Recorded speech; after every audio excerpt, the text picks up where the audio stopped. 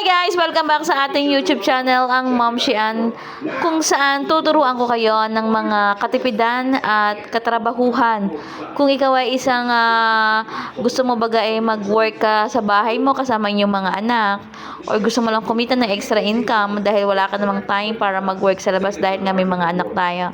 Ay nako mga mare, this is it. Ito na yung channel para sa inyo, kaya naman don't forget to like naman. And then, syempre, to subscribe naman sa ating YouTube channel. So, for today's video, mga mare, pag-uusapan natin ng Shopee Affiliate, guys. So, ang Shopee Affiliate, guys, ito yung kumikita tayo habang nasa bahay tayo.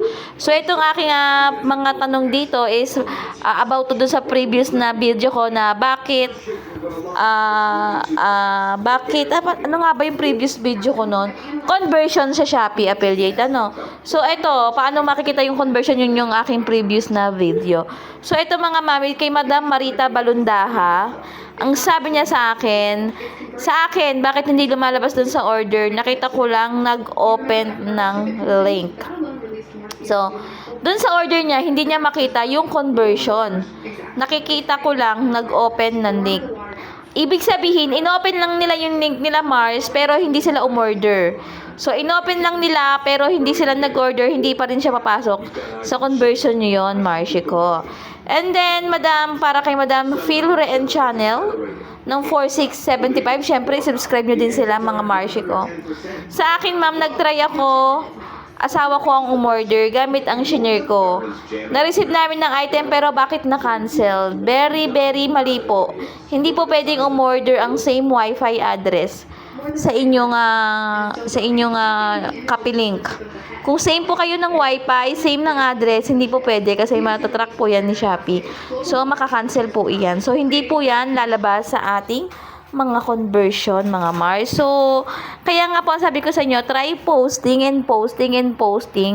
And kung marunong kayong mag-boost sa mga Facebook, pwede rin. Gamitan nyo po nun. So, kasi, mga Marshi,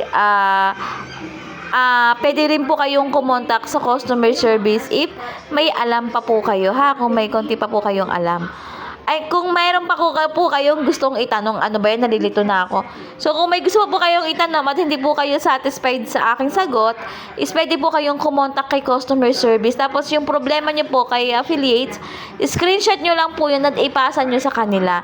And, ibibisit po nila yung account niyo para matulungan nila kayo. So, yun lang mga Mari ko. And don't forget to like and comment mga Marshi ko, no? So, sana may natutunan kayo ngayong araw na to. And, babush! Bye! Happy earnings sa ating lahat, guys!